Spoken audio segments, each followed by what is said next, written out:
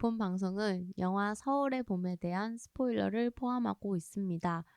영화를 이미 보셨거나 보지 않아도 상관없거나 안 보고도 본 척하고 싶으신 분들께 추천드립니다. 주간 영화 보고 시작합니다.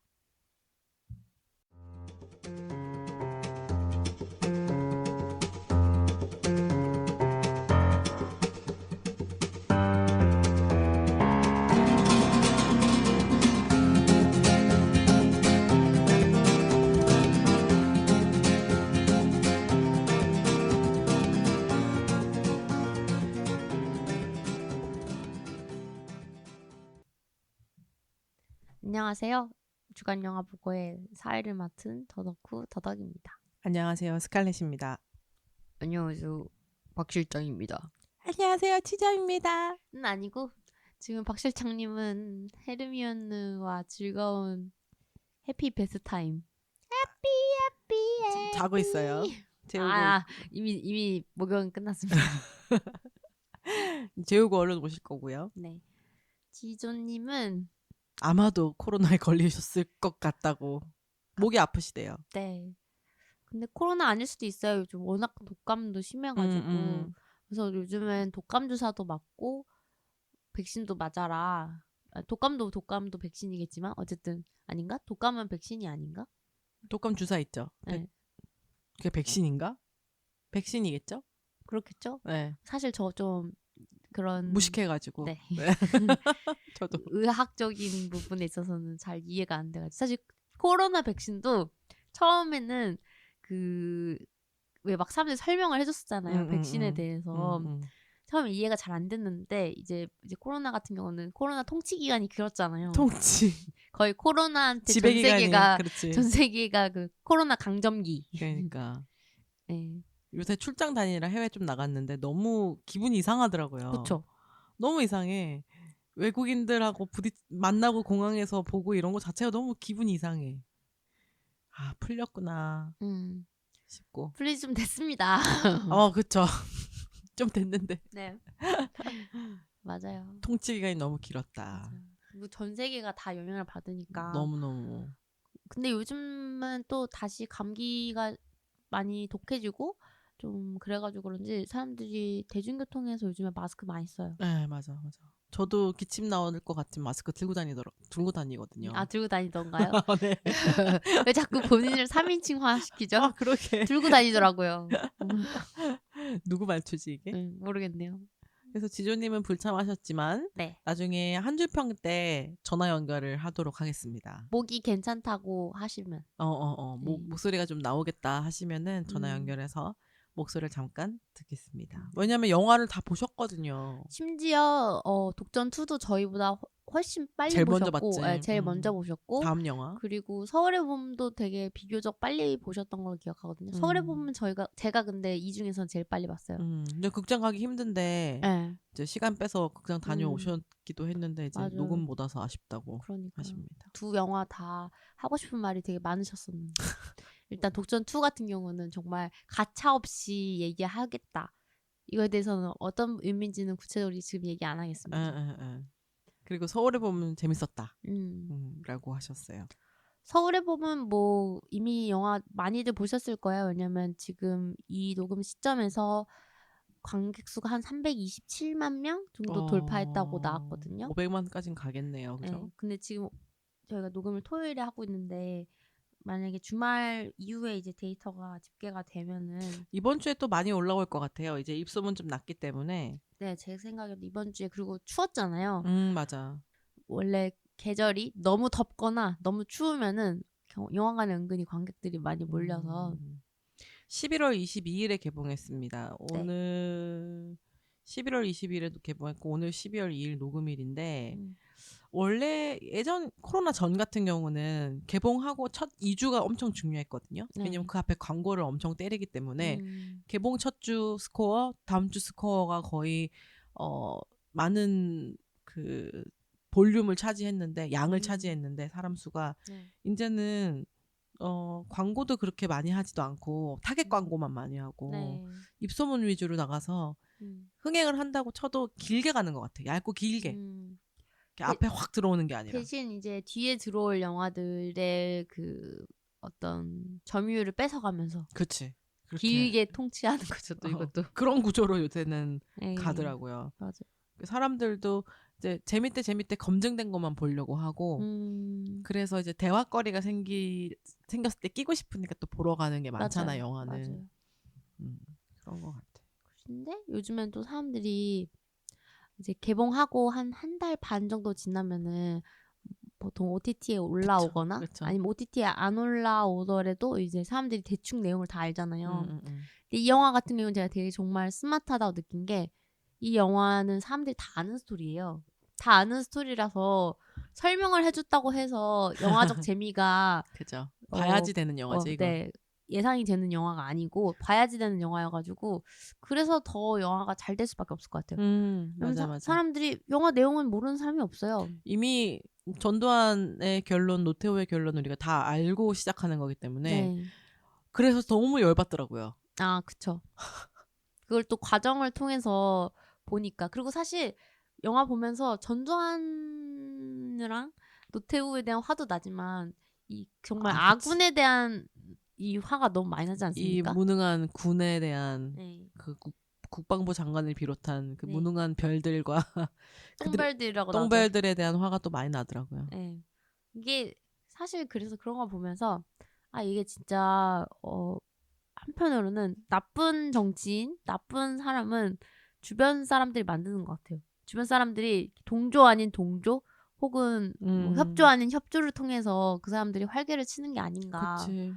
약간 그 사람들을 어떻게 보면 군중의 힘으로 아니면 법의 힘으로 뭐 아니면 어떤 시스템의 힘으로 활개치지 못하게 만드는 게 정말 중요한 것 같다라는 생각을 또 하기도 했어요. 왜냐면 비이상적인 사람은 언제든지 세상에 나타날 수 있는 거고. 그래서 그 시놉시스를 먼저 한번 읽어보고 네. 얘기를 해볼까요? 네. 그래서 영화는 일단은 이게 플러스엠 엔터테인먼트 영화. 그러니까 정확히는 메가박스 그리고 중앙일보에서 만든 영화거든요. 네. 그리고 영화 감독님이 그 김성수 감독님이라고. 태양은 없다. 네. 비트. 네. 비트의 아수라. 이런 장르를 또 잘하시는 것 같네. 이분이 되게 정말 저는 이력이 특이하다고 생각하는 게 태양은 없다 비트 이 영화 뭐 영어 완전 정보 여기까지의 영화랑 이게 이분의 전성기 전반기예요. 이때 같은 경우는 영화가 잘 되긴 했지만 영화의 스타일이 되게 뭔가 그 청춘 영화지. 그리고 약간 스타일리시한 영화. 그렇다고 해서 막 내용은 그렇게 알맹이가 있다는 느낌은 좀 덜 받는 어떤 뭐라고 해야 될까요? 진짜 네, 스타일리시 영화 이분도 스타일이었는데, 젊었고 네. 젊은 뿜뿜한 영화였죠. 맞아요. 근데 한 10년 뒤에 이제 다른 영화 스타일로 돌아온 게 물론 중간에 영어 완전 정복이라는 엄청난 코미디 영화 있는데 저 이거 어렸을 때 되게 좋아했어요. 재밌었어. 네, 재밌게 봤어요, 영화. 그리고 그 이후의 영화가 이제 감기, 아수라, 감기. 네. 그리고 서울의 봄인 건데 되게 특이한 이력을 가지셨다고 저는 생각했어요. 이 영화를 되게 재밌게 봤기 때문에 이 감독님에 대한 궁금증이 생겼거든요. 근데 이분의 이제 페르소나는 이제 정우성. 이번 비트를 출발로 하여 이번에도 정우성한테 너 안 하면 내 영화 접을 거라 그랬대요. 근데 전 진짜 정말 좋은 페이스를 가진 정말 좋은 그 스크린 장악력을 가진 배우가 얼마나 중요한지를 이 영화도 그렇지만 다음에 소개할 독전2에서도 느꼈거든요. 배우는 정말 스크린 장악력이 중요하다. 맞아. 류준열의 빈틈이 많이 보이더라. 그죠? 네. 그리고 이게 스크린 장악력이라는 게 저는 항상 궁금해요. 우리가 이 배우의 얼굴을 알고 이 배우를 낯익어해서 생기는 걸까? 아니면은 이 배우가 그러니까 이런 거죠. 카리스마가 있어서 이 배우가 처음 봤는데도 장악력을 느낄 수 있을까? 이게 후천적인 걸까, 선천적인 걸까, 아니면 복합적인 걸까에 대한 고민이 좀 생겼어요. 물론 이거는. 복합적이긴 하지만 제 생각에는 그 배우가 갖고 있는 온전한 카리스마에 약간의 연출, 연출도 물론 그쵸, 필요하죠. 중요하죠. 네. 연출을 어떻게 하냐에 따라서 또 달라지기도 하죠. 같은 배우가 같은 연기를 해도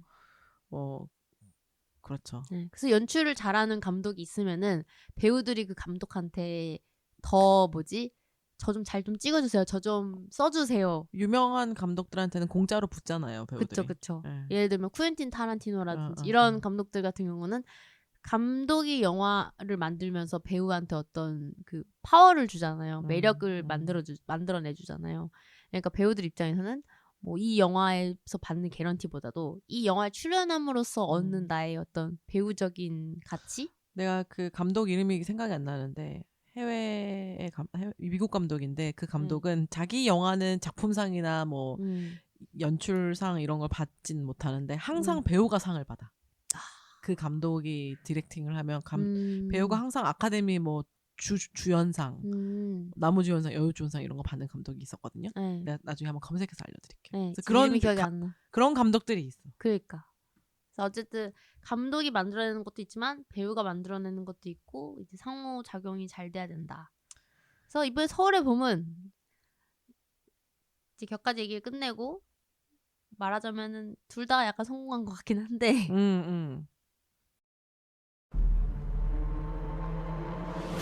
조금 전에 박 대통령 각하께서 서거하셨습니다. 기원법에 따라 합동수사본부장은 여기 계신 전두강 보안사령관이 맡을 예정입니다. 인간이라는 동물은 아니다. 강력한 누군가가 자기를 리드해 주기를 바란다니까. 아지가 무슨 왕이야, 왕. 전두강 이놈 자식아, 이대로 두면 안 됩니다. 극하면 쿠데타야. 그 이왕이면 혁명이라는 멋진 단어를 쓰십시오. 육군참모총장으로서 군인 이태신에게 임무를 맡기겠습니다. 아이고, 이 장군님. 뭐 이런 어려운 시국에 서로 같은 편 하면. 대한민국 육군은 다 같은 편입니다. 와, 그렇습니까? 보안사령들한테 공격받았습니다. 보안사가 시간을 끌면 어떡합니까? 초동 대처가 가장 중요한데. 김일성 때려주기도 안 내려옵니다. 오늘 밤은 여기가 최전방이야.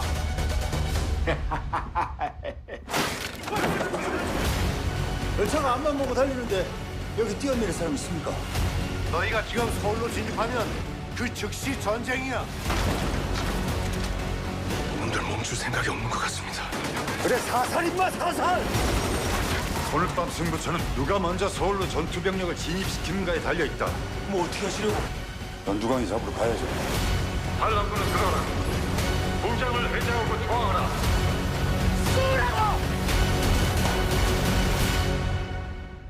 실패하면 반역, 성공하면 혁명 아닙니까?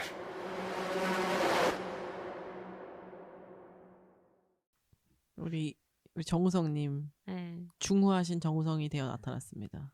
비트의 그가. 그리고 황정민이 미쳤어.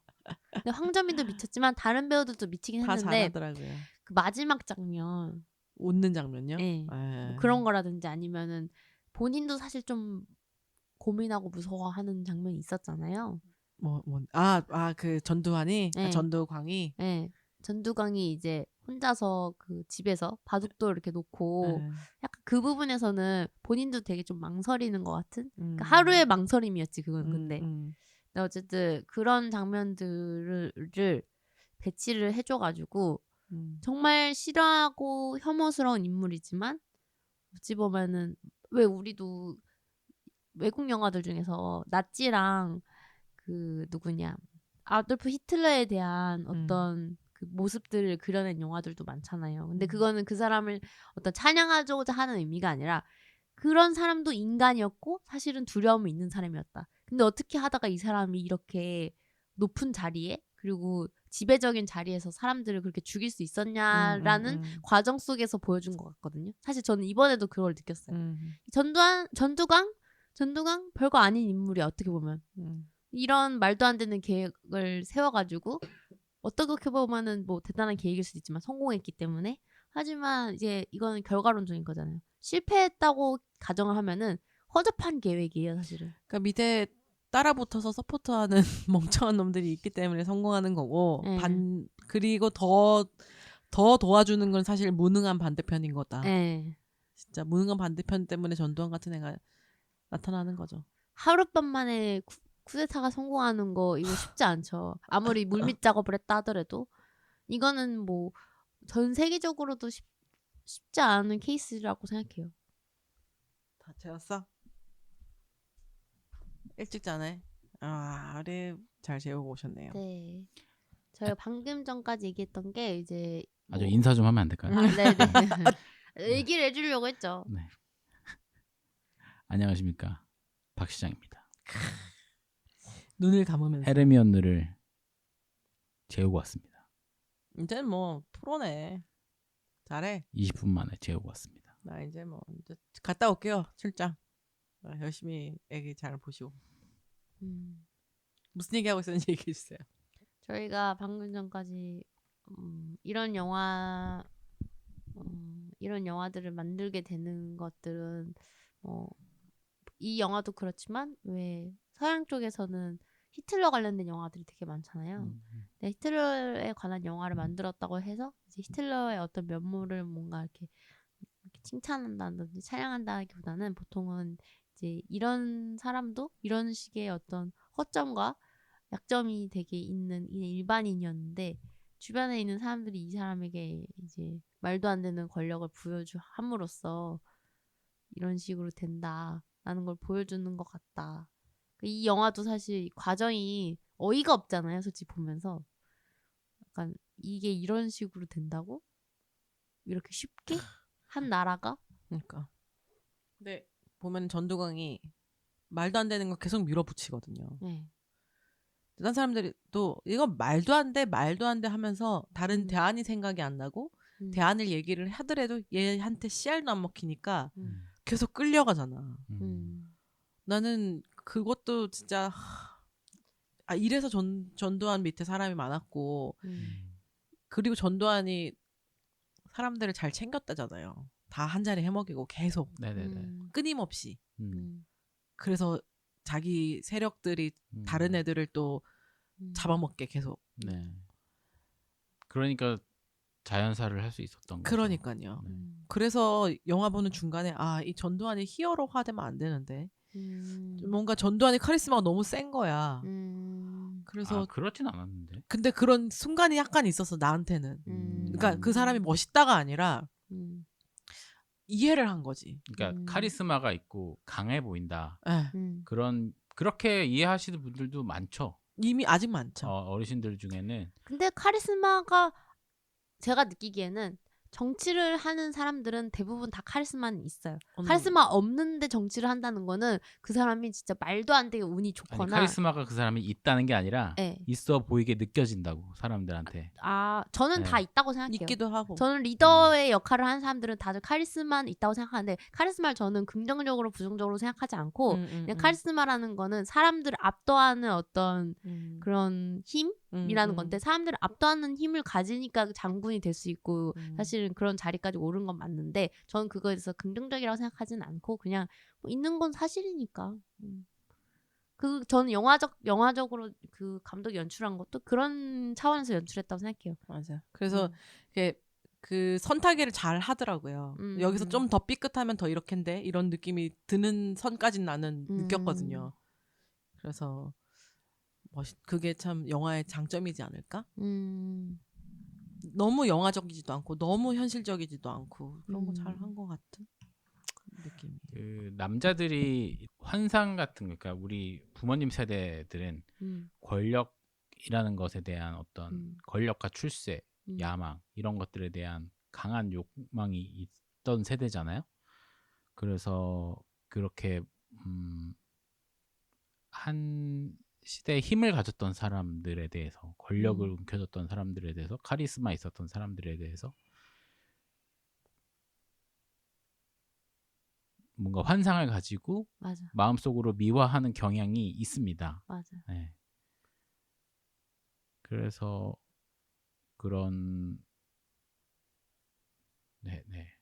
그런 거를 미화하는 분들도 계시고 추종하는 세력들이 아직까지도 있죠. 그렇죠. 네. 얼마 전에 보니까 윤석열 대통령이 전두환이 뭐 5.18 뭐 민주화 그때 학살하고 뭐 이런 거 쿠데타 한 거 이런 거 빼면 정치는 잘했다 이렇게 미친 거 얘기했거든요. 아니야? 진짜? 그러니까 그렇게 그거- 얘기했어요? 예. 요즘 도라이? 다른 건 잘했다 이렇게 얘기했어요. 그걸 보고 어떤 사람이 어떤 기자가 히틀러도 나치 유태인 학살만 학살하고 뭐 전쟁만 안 전쟁 했으면. 일으키고 이런 거 빼고는 정치를 굉장히 잘한 사람이라고. 그치 똑같지. 너무하네. 네, 아무튼 정치라는 게 이게 결국에는 사람을 한테 호소하고 물론 정책적으로 이 사람이 좀 더 이렇게 사람들과 더 가까워져 할 수도 있겠지만 결국에는 사람들한테 인기 얻어가지고 되는 방식이잖아요. 우리나라의 이 지금 현재 어떤 민주주의 그리고 투표에 따른 대표자 뽑기 이건 사실 결국에는 인기 있는 사람 뽑기랑 사실 다를 바가 없잖아요. 쉽게 얘기하면 그쵸. 그렇긴 하죠. 사람들은 내가 좋아하는 사람이 있고 내가 싫어하는 사람이 있고 아니면 내가 좋아하지도 않고 싫어하지도 않는 사람이 있고 그럼 당연히 좋아하는 사람 뽑잖아요. 그런 거랑 똑같고 싫어하는 사람들밖에 없으면은 그 중에서도 제일 덜 싫어하는 사람 뽑고 또는 안 뽑지. 그쵸. 근데 안 뽑는 건 저는 그거는 진짜 약간 포기라고 생각해요. 안 뽑는 게 제일 별로죠. 사실 어떤 방향으로든 결정을 내려야 되는 게 제일 좋다고 저는 생각하는데 근데 어쨌든 결국 인기 투표를 정말 비하를 하자면 인기 투표에 가까운데 그러다 보면 결국 사람들이 자기들이 생각했을 때 매력적인 사람한테 마음이 더 기울게 되고 네. 또 그런 사람들한테 어떤 정당성을 부여하게 되는 게 있다 보니까 가끔은 왜 미국 같은 나라들이 그런 식의 또 선거법을 갖고 있나 우리나라랑 또 좀 다르잖아요 거기가 그쵸. 그것도 알 것도 같고 우리는 전 국민이 투표하는 거고 네. 거기는 주별로 투표를 따로 그쵸. 한 다음에 음. 이제 통계를 내는 거라. 우리는 직접 선거고 걔는 사실 약간 간접 선거적 간접에 편적 가깝죠. 또 가까운 게 특히 이제 그 국회에 들어가는 사람들 같은 경우는 하원의원, 상원의원을 다 직접적으로 걔네들이 뽑는 게 아니잖아요. 그리고 그 주에서 뽑는 경우도 있고 당에서 뽑는 경우들도 있고 이런 것들도 있어가지고 대통령 같은 경우도 우리는 직접이지만 거기는 직접 다 카운팅 되는 건 아니죠. 아니라서 표수로 보게 되면은 어쩌면 힐러리가 이겼을 거라고 하더라고요. 그쵸. 어쩌면이 아니라 이겼을 거라고 하더라고요. 왜냐면 맞아요. 인구가 많은 도시에서 주로 힐러리를 힐러리가 됐기 지지했으니까. 때문에. 근데 그 지역의 그것도 난 되게 이해가 되는 게 우리나라에 그걸 적용했으면은 아마 우리나라도 표가 달라졌을 것 같은 게 그쪽은 이런 거잖아요. 주에서 우세하는 자가 있고 이랬다고 하더라도 그 주가 그리고 그 사람들이 많이 살고 있다고 해서 무조건 그 사람한테 다 몰아주기가 아니잖아요. 그러니까 말씀대로 이렇게 절대적 투표수가 그 득표율로 인정되는 게 아니잖아요. 근데 우리나라 같은 경우는 지역별로의 정치 세력이 너무 뚜렷하잖아요, 사실.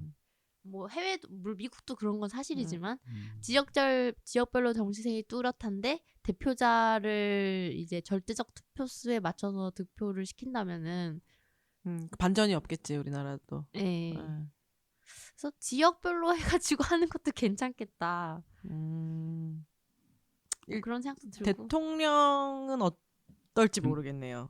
저는 근데 국회의원은 그렇게 되면은 힘들지. 위험한 게 그러니까 위험하지. 트럼프 같은 사람이 나올 수 있다는 거죠. 대통령이. 근데 우리나라 같은 경우는 이제 경상도 사람들이 좋아하는 사람이 있고 전라도 사람들이 좋아하는 사람이 있고 서울 사람들이 좋아하고 경기도 사람이 좋아하는 거 약간 좀 있었잖아요. 약간 그런 차원에서 우리끼리 그래서 막 뭐 예를 들면 너네 나라 길을 살아라 그 대통령 너네가 데리고 살아 약간 이런 얘기도 있었으니까 뭐 어쨌든 이거는 제 개인적인 의견이고 근데 뭐 현대 정치가 그래서 물론 여기서 나오는 이 전두광이라는 인물은 그조차도 안 거쳤잖아요. 우리가 방금 말한 인기 투표조차도 거치지 않았어. 나중에 대통령 될 때 장충 체육관에서 1,000명 모아놓고 투표해가지고 대통령 됐다 그러지 않았어요? 그렇죠. 2,000명인가 1,000명인가. 그래서 체육관 대통령이에요. 네, 사실상 그리고 자기가 군부로 이제 그 정권을 다 장악한 상태에서 한 거기 때문에 사실상 진짜 진짜 우리나라 민주주의 슬프죠. 너무 박정희 때문에 한번 그랬고 이승만부터 시작했어. 이승만이 도망갈 때부터 사실 민주주의 무너졌다고 봐야 돼요. 그리고 또 이제 봄이 오나 했더니 또 전두광이가 나타나가지고 또다시 길을 확 걷었습니다. 그러니까 그 어떤 세계관 같은 거 이렇게 멀티버스 같은 거 있잖아요. 예를 들면 박정희가 암살 당했다면 지금 암살 당했잖아요. 근데 안 당한 세상이 있는 거야. 그러니까 뭐지? 암살은 아니구나. 암살이죠. 암살인가? 아무튼 저격 당한 거니까. 아무튼 총을 안 맞은 세상이 있을 수 있다면 거기 사는 사람들이 야 박정희가 만약에 누군가가 거기서 총 쏴 죽였으면 세상이 많이 바뀌었을 텐데 이렇게 생각할 수 있단 말이죠. 근데 크게 안 바뀌었어. 근데 다른 또 다른 놈이 그걸 차지하는 거지. 그러니까 이 큰 틀에서의 국민들의 인식, 사회적인 문화나 이런 것들이 그렇죠. 국민의 인식들이 바뀌지 않은 상태에서 그게 대표자가 바뀐다고 해서 갑자기 세상이 좋아지거나 이러지 않는다. 아니면 그냥 전두광이라는 인물이 없었다면. 그러니까 그러면 이제 또 다른 사람이 또 했겠지. 만약에 그냥 그럼 노태권이 있었겠죠. 노태권으로 나오나요? 노태건. 진짜 다 미워. 근데 좀 닮았어. 하는 닮았어. 게 키 크고 멀때같이 약간 느낌이 코도 좀 닮았어. 크고 좀 닮았어. 근데 엄청 닮지도 않았고 사실 음. 전두광이랑 그 나이 차이가 별로 안 나야 되는데 완전 후배처럼 보이지. 황정민이랑 그 누구냐 그 배우 갑자기 기억 안 나네. 네. 노태우 연기했던 배우. 노태건 연기했던 배우가 박해준. 맞아. 박해준이랑 황정민의 나이 차는 사실 꽤 나는데 거기서는 되게 진짜 친구인 것처럼 두광아 내 아직도 네 친구 맞지? 마지막에 황정민이 기쁨과 이런 환호에 차가지고 오줌을 싸면서 깔깔거리는 장면 참. 그 장면 본인도 아주 그냥 긴장 엄청 쩔었겠죠 사실은. 센 척하고 있었지만. 그렇지. 안 그러면 걔네 다 사형이었지. 그쵸. 만약에 그 공수부대 맞죠. 들어오다가 멈춘 구단이었나? 그들이 들어왔었으면은 얘네는 그냥 바로 반란으로 사형당하는 그쵸. 수준이었죠. 맞아요. 근데 이게 약간은 물론 거기 영화에서는 그 정도까지 그려지지 않았지만 뭐 국방장관이라든지 몇 명은 일부러 걔네 편을 든 것 같다라는 어떤 그 얘기들도 해석들도 실제로. 있는 게 실제로 해석들도 있는 게 예를 들면은 그 앞에 그 영화에서도 나오지만 이제 박정희가 암살당하고 나서 갑자기 이제 나라가 혼란스러워졌을 때 계엄령 터지고 혼란스러웠을 때 그 뭐라고 그러죠? 국무회의. 아니요 그 창고 보물 창고라고 뭐라 해야 되죠? 벙커가 아니라 그 보물 창고요? 보물 창고라기보다는 뭐라고 그러죠? 그거를 뭐라고 그러지? 그 9억 원이 나왔었다고 한 금고 뭐 금고 찾았다. 금고에서 나온 돈을 뭐 6억을 이제 영애한테 주고 그 채태민. 예. 영희한테 주고 누구한테 주고 했을 때 6천만 원을 국방부 장관한테 줬단 말이에요. 그래 왜 받았냐고 막 했던. 네. 그러니까 아예 놓고 갔어 돌려줄 거야 했었지. 그렇게 했잖아요. 그리고 영화 안에서도 보면 조금 어쨌든 편들기를 하잖아요. 그랬다는 해석도 있더라고요. 실제로 그렇게 받았고. 그랬겠네. 네. 어쨌든 제가 해줘야 올라가는 거니까. 모른 척 하고 했겠네. 하여튼.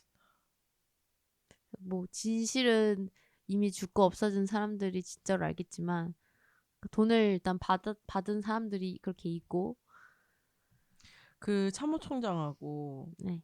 끝까지 버텼던 정우성역 이태신 장군하고는 진짜 삶이 힘들었더라고요. 맞아요. 그 영화 보고 나서 이제 유튜브 같은데 많이 떠가지고 봤는데 뭐 자살하신 분도 있고 자살한 건지 본인도 그 중에 본인도 자살한 건지 자살당한 건지 알 수 없는 사람도 있고 뭐 주변 가족들이 자살한 경우도 있고 그러니까 자기 아들이 갑자기 돌연사한 경우도 있고 맞아. 사고사 같은 걸로 그리고 뭐 그 누구죠? 그 김호랑 소령이었나요? 그분 그 정혜인으로 나왔던. 네, 정혜인이 분했던 그분 같은 경우도 이제 가족 부인이 소식 듣고 너무 충격 먹어가지고 눈이 멀고 그런 일들이 있더라고요. 진짜 말도 안 되는 일들이지. 음. 그때 우리가 모르는 게 더 많을 거예요. 괴롭힌 사람이 한둘이 아니니까. 그쵸. 다 빨갱이로 몰았고 네. 그 시절에. 맞아. 저는 영화 보면서 그런 생각했어요. 아마 현실은 이것보다 더 흉측했을 것 같다. 그 과정이 너무 맞아요. 추하고 음. 멋있지 않았을 것 같고. 맞아. 네. 우리 다 아는 내용이지만 시놉시스를 한번 읽어볼까요? 네. 아, 시작한 지 얼마 안 됐군요. 아니요, 우리가 좀 이것저것 얘기를 많이 했어요. 무슨 얘기였어요? 이것저것. 아, 예, 알겠습니다. 1979년 12월 12일 수도 서울 12일 수도 서울 군사 반란 발생. 그날 대한민국의 운명이 바뀌었다. 대한민국을 뒤흔든 10월 26일 이후 암살당했던 그날이죠. 서울에 새로운 바람이 불어온 것도 잠시 12.12일 보안사령관 전두광이 반란을 일으키고 군내 사조직을 총동원하여 오늘 이렇게 발음이 안 좋으시죠? 제가 읽을까요? 최전선의 전방부대까지 서울로 불러들인다. 권력의 눈이 먼 전두광의 반란군과 이에 맞선 수도경비사령관 이태신을 비롯한 진납군 사이 왜 이렇게 안 되죠? 일촉즉발의 9시간이 흘러가는데 목숨을 건 두 세력의 팽팽한 대립. 오늘 밤 대한민국 수도에서 가장 치열한 전쟁이 펼쳐진다. 밤에 많이 보셨나 보네요. 영화를 보면서 느낀 생각이 왜 비행기도 굉장히 위계 질서가 엄청 심하대요. 그 기장과 부기장이나 그 그래야지. 밑에 스튜디오스 왜냐면 위험한 공간이니까. 그렇지. 아, 그럼요. 일촉즉발의 공간이니까. 인촉증발이죠. 일촉즉발의 공간이니까. 근데 우리나라 비행기가 아시아나였나? 예전엔 사고가 심하게 나서 승객들이 많이 죽은 적이 있었는데 그때 그 이유가 기장이랑 부기장 간의 위계 질서가 너무 심해서 위험한 상황이고 부기장이 살짝 기장한테 조심스럽게 이거 이렇게 해야 될 것 같습니다 이렇게 얘기했는데 기장이 무시를 한 거예요. 그래서 결국에는 이제 비행기 사고가 크게 나가지고 그때 이후부터는 이제 아예 프로토콜을 바꿔가지고 둘이 얘기할 때는 일단은 한쪽이 일방적으로 반말하는 식으로 얘기하지 마라. 그러니까 기장이 부기장한테는 반말하고 부기장은 존댓말하고 보통 거기는 그래서 공군 출신들이 많으니까 뭐 그래서 보통은 이제 영어로 대화하거나 아니면은 서로 존댓말 하거나 아니면 이런 식으로 이제 위계를 조금 흐렸거든요. 이 영화를 보면서 느끼는 점이 아무리 군대가 위계 질서가 중요하다지만 상사가 까라면 까는 식은 안 되겠다. 왜냐면은 진짜 막 밑에 부대원들이 아무도 공감 안 하는데 단지 그 위에 있는 사람들 그 거기 누구냐 전두광 편에 든 사람들이 뭐 어디 부대장 뭐 소대장 뭐 이런 식이어가지고 출동해 하면 그냥 무조건 출동하잖아요. 아무 상황도 아니고 그리고 막 심지어 저쪽 북한 쪽 그러니까 제일 최전방에 있는 군부대가 왜 서울로 오냐고요? 무슨 이유로? 그러니까. 그래 물론 근데 이제 군대에서 명령 체계라는 거는 반드시 지켜져야 되는 건 맞아요. 그러니까 그게 합리적이냐 불합리하냐를 밑에 사람이 판단을 하는 거는 그러니까 원칙적으로는 그렇게 하면 안 되는 것이 왜냐면 지금은 이제 불합리한 상황일 수도 있지만 그 내막을 모르잖아요 밑에 사람은. 그리고 전쟁이 났을 때는 더더욱 이제 뭐 작전이 갑자기 바뀔 수도 있고 그러니까 그거는 모르는 거기 때문에 그리고 급박한 상황에서 다 설명해가지고 상대방을 이해시킨 다음에 명령을 내릴 수가 없기 때문에 군대에서 명령하다가 그 따르는 건 그게 중요하긴 한데 예를 들면 그런 건 가능하겠죠. 내가 예를 들어서 나보다 내 위에 사람들한테 명령을 받았어. 근데 이게 아무리 생각해도 이거는 말도 안 되는 너무 심각하게 문제가 되는 거예요. 말이 안 돼. 그러면 그 위에 사람한테 아니면 그 위에 사람한테 보고할 수 있는 체계 시스템이 있어야 되는 거지. 보고해서 보고를 하든가 아니면 다시 한번 확인을 하든가. 근데 그거 자체가 서로 이제 그 윗사람이 알더라도 그러니까 알았을 때 야, 너 왜 내 말을 바로 안 하고 그 사람한테 했어가 이게 안 되게끔만. 그러면 이제 큰일 나는 거죠. 그러니까 그런 것만 좀 되면 좋은데 이제 물론 이제 여러 가지 경우에 그런 것들을 아니야. 그런 경우에 그걸 이제 잘 판단해가지고 슬기롭게 이제 자기 판단대로 이렇게 끌고 나가는 사람이 있는가 하면 대부분은 이제 따를 수밖에 없죠.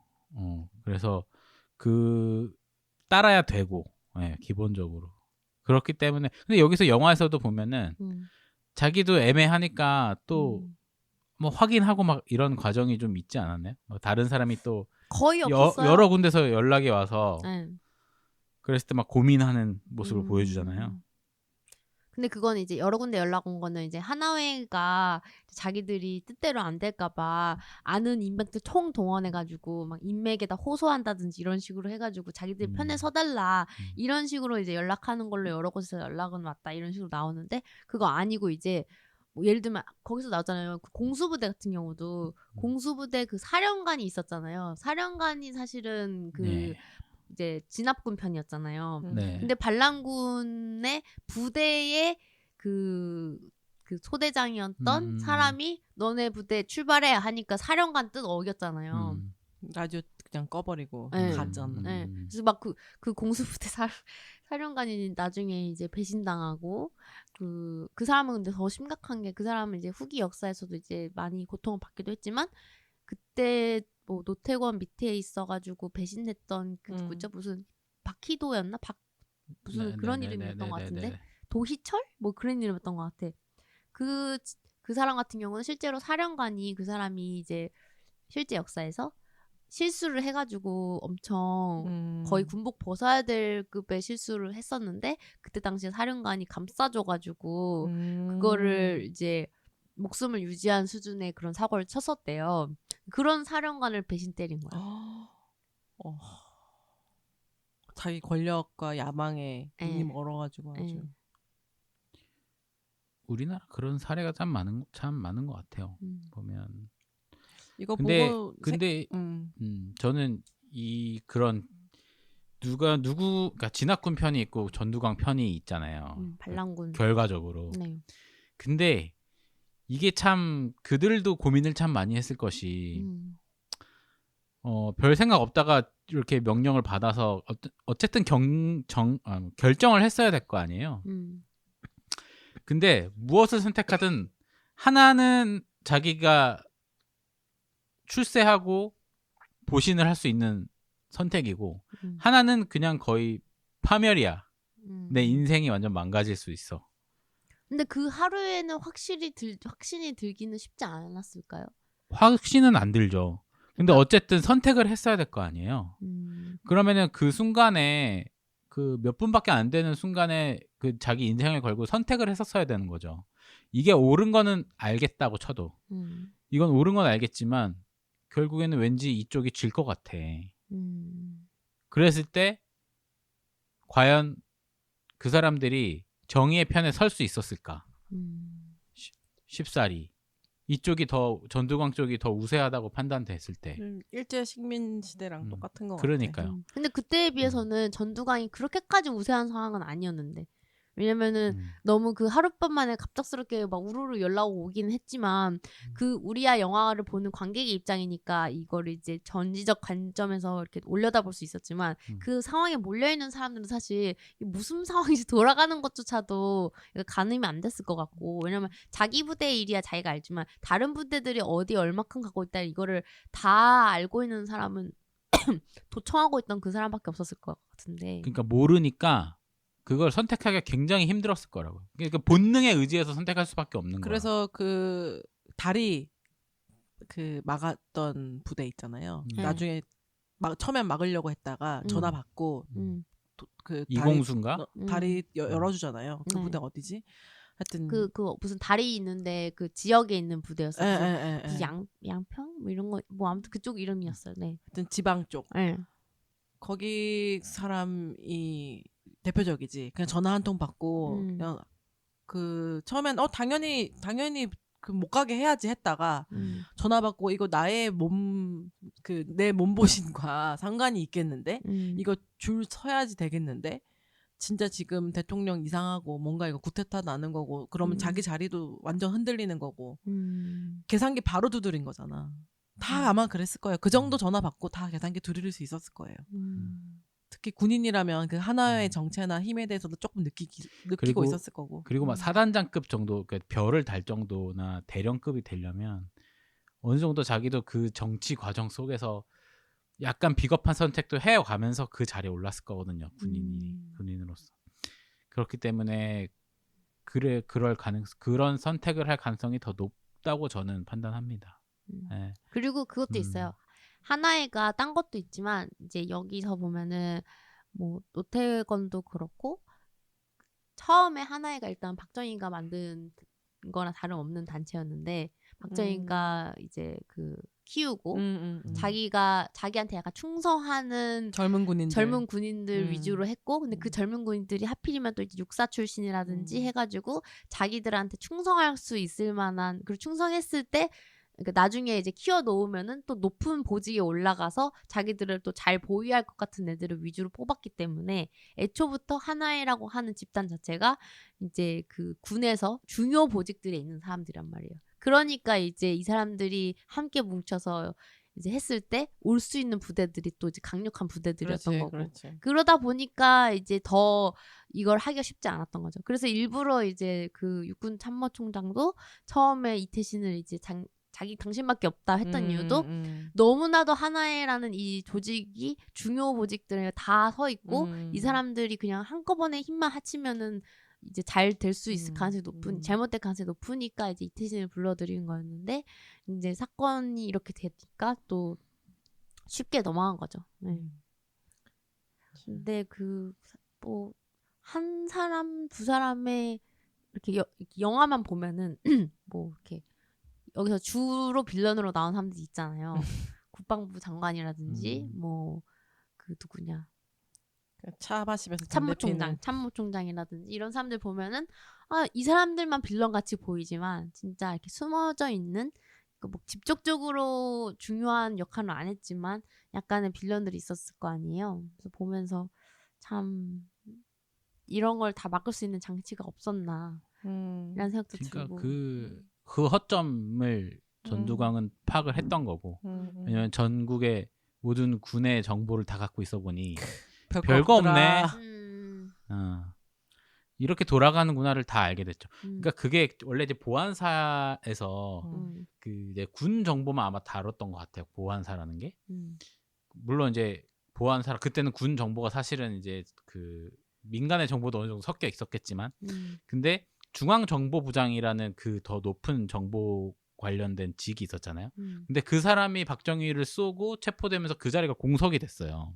그걸 겸직한 거였지. 그것까지도 겸직을 하고 그리고 그거를 수사할 수 있는 최고 수사권까지 갖고 있었던 거죠. 맞아.